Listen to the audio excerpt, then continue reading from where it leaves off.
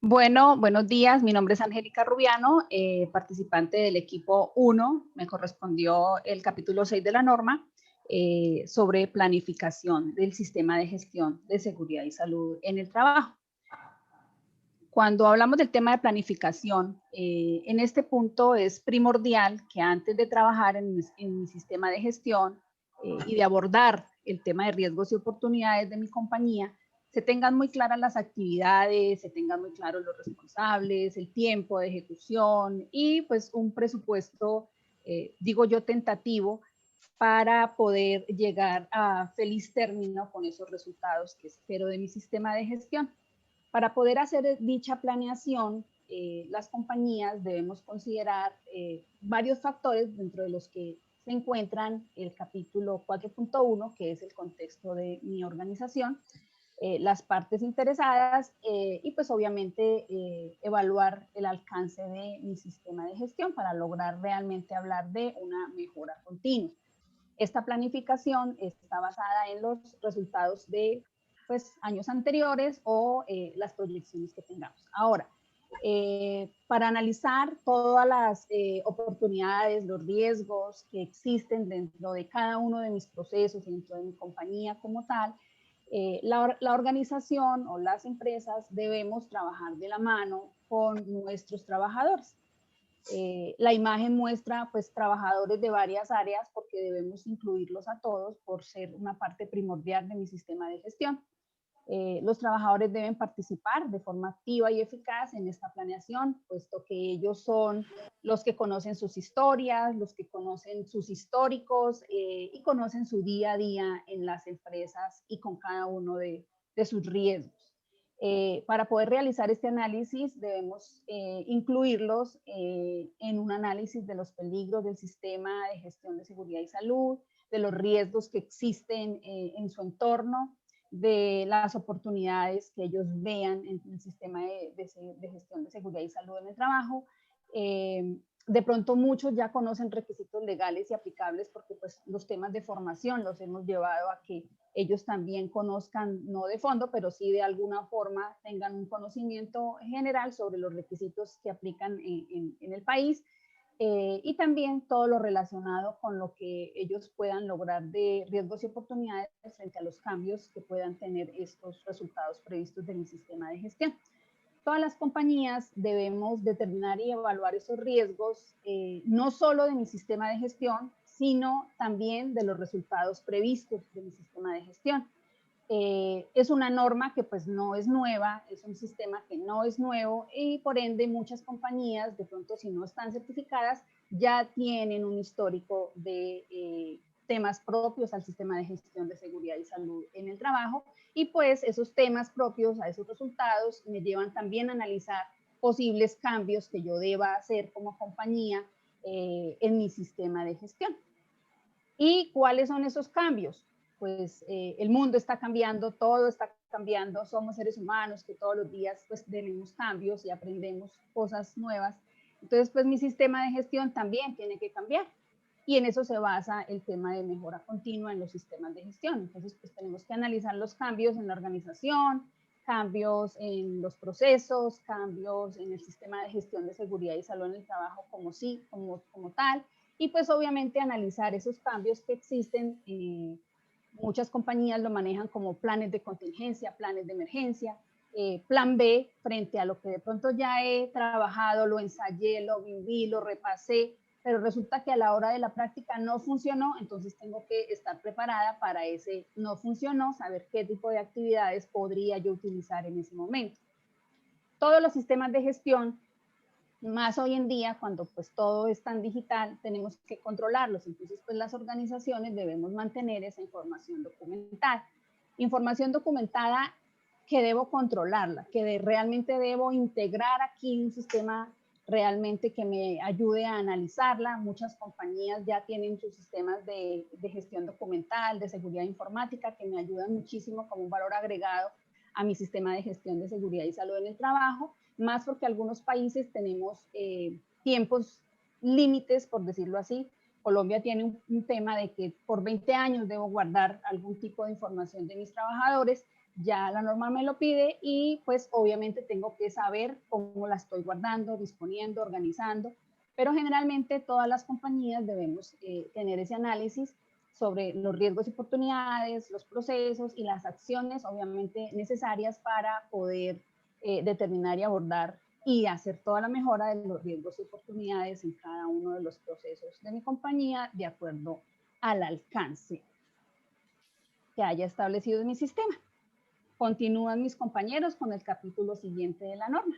Muchas gracias. Buenos días.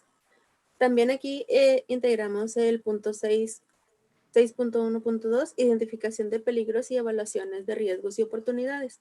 En las identificaciones de peligros, pues podemos encontrar también hacer evaluaciones de todos los trabajadores, integrar puntos y hacer verificaciones de los mismos para poder ver las mejoras que se pueden integrar.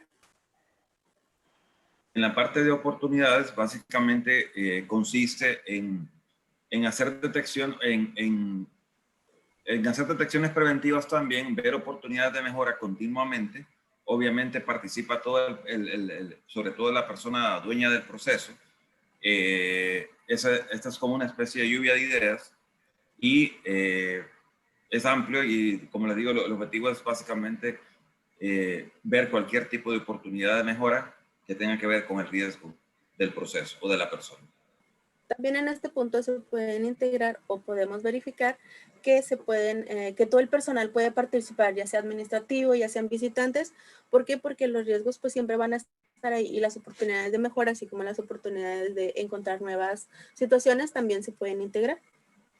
¿Cómo consiste en sí la parte, digamos, numérica o cuantitativa de un análisis de riesgo o mapa de riesgos o IPERC, como le llaman algunos, investigación de peligros, evaluación de riesgo?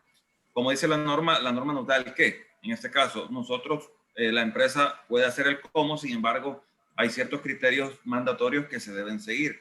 Primero, que para hacer un análisis de riesgo, lo ideal es que se junten el gestor de riesgos de la planta, el gestor de salud y seguridad, junto con el dueño del proceso, el jefe del área de producción específicamente, por dar un ejemplo, el supervisor, alguien con una experiencia relevante del área y ir enlistando las actividades primordiales de ese proceso.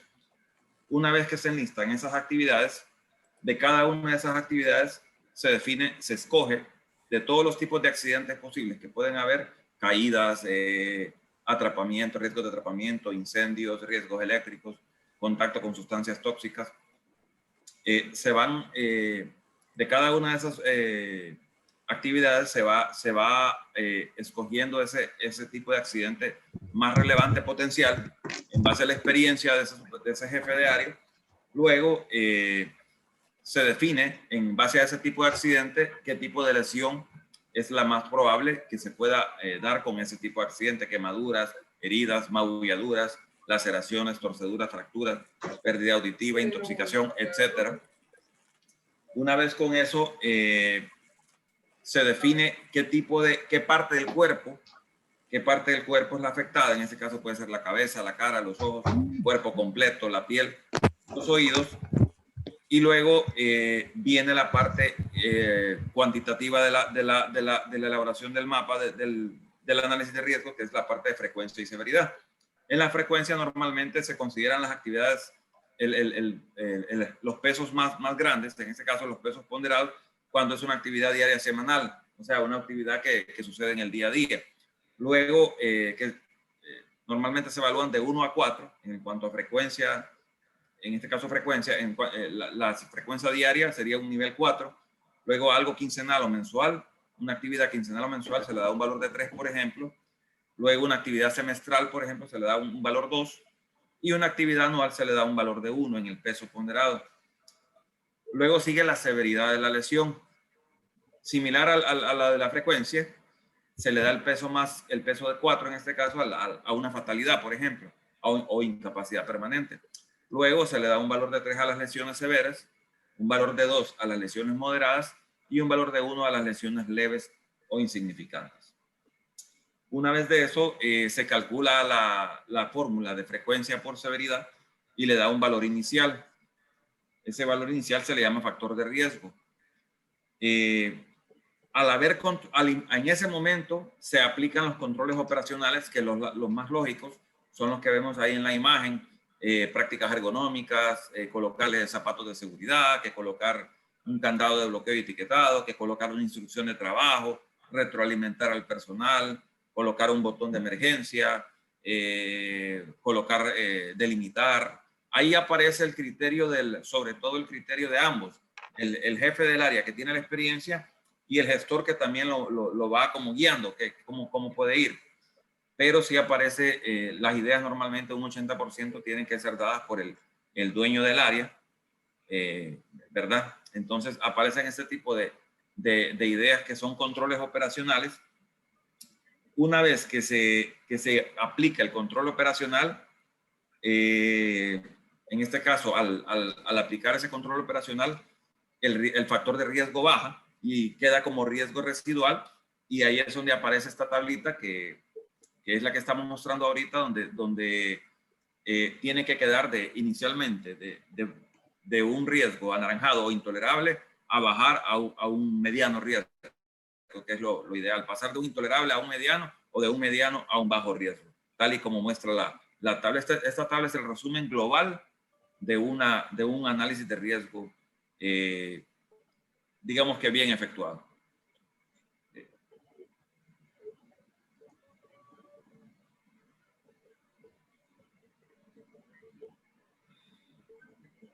De aquí pues integramos también lo que es la jerarquía de controles, que esto también y sirve mucho para la identificación. Ya de que aquí nos vamos desde lo más efectivo, lo que nos puede funcionar más, hasta lo que sería menos probable, pero que también pudiese funcionar en caso de por ejemplo, una eliminación. Físicamente eliminar el peligro. En las situaciones pues sería el reemplazo de los peligros. En los controles de ingeniería pues sería el aislamiento del personal. En los controles administrativos pues sería los cambios y todo lo que son gestiones, y pues probablemente, y lo último, que el recurso que se podría utilizar sería el equipo de protección personal. Por nuestra parte sería todo del punto 6.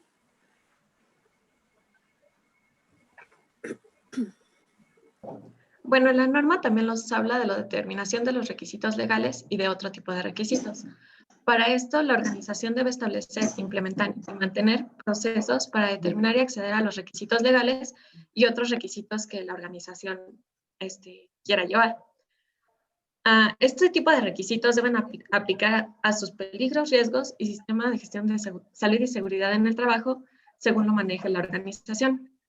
Además, debe determinar cómo estos requisitos se aplican a la organización y cómo y cuándo van a comunicarlos. También van a tomar en cuenta los requisitos al establecer, implementar y mantener la mejora del sistema de gestión de salud y seguridad en el trabajo. También nos habla de las planificaciones que debe de llevar dicha empresa para que la organización pueda planificar las acciones correctamente. Debe empezar a planificar las acciones para abordar riesgos y oportunidades que se presenten en la empresa. Además, va a planificar las acciones para abordar los requisitos legales y los requisitos que elija la organización, y cómo va a abordar las emergencias y cómo va a actuar en el momento que se puedan presentar. También va a planificar la manera en que estas acciones se puedan implementar al sistema de gestión de salud y seguridad en el trabajo y en qué procesos se van a implementar, y una forma de evaluar la eficacia de estas acciones implementadas a sus procesos.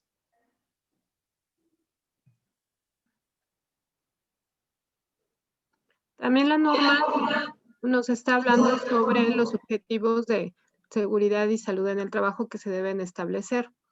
Estos deben ser para las funciones y los niveles pertinentes de cada organización para llevarnos a mantenerlos y mejorar continuamente el sistema de gestión de seguridad y salud en el trabajo, así como su desempeño. Para esto, las organizaciones deben de estar considerando ser coherentes con la política de seguridad y salud en el trabajo, ser medibles y evaluables en términos de su desempeño y considerar o tomar en cuenta lo que son los requisitos aplicables que vemos desde el requisito 4. Los resultados de la evaluación de riesgos y oportunidades que hemos estado comentando a lo largo de este punto 6 y los resultados de las consultas de los trabajadores que vimos en el requisito 5. Ser objeto de seguimiento para asegurarnos de que realmente se lleven a cabo y comunicarse a toda la organización para que esto nos permita darle esa mejora continua y lograr que se estén actualizando de acuerdo a las necesidades de cada organización. También, también la organización, pasamos a la siguiente, Salma, por favor. También dentro de la organización debemos hablar sobre la planificación para lograr estos objetivos para el sistema de seguridad y salud en el trabajo. Debemos de tener claramente identificados qué se va a hacer, qué recursos son los que necesitamos para poder lograr estos objetivos, hablando de contar con los recursos humanos, los recursos materiales, financieros y también la parte de los intangibles para poderlos lograr. Determinar para cada uno de estos quién será responsable de cada uno de ellos, cuándo será la fecha compromiso para poder tener cada uno de ellos, cuándo se finalizará, cómo se evaluarán los resultados e indicadores también incluirlos, así como cómo se integrarán las acciones para lograr los objetivos de la seguridad y salud en el trabajo en los procesos de negocio que están definidos en el sistema. Esto nos ayuda para mantener y bueno, es importante también conservar la información documentada pues para asegurarnos de que estos objetivos hayan sido logrados y considerados dentro de la organización. Con esto Nos recalca mucho, perdón, también nos recalca mucho que estos documentos deben de estar actualizados de manera constante y deben de tener cualquier cambio en esos documentos. Va, Selva. Con esto prácticamente cerramos el requisito 6 del equipo 1 y damos continuidad al requisito 7 con el equipo 2.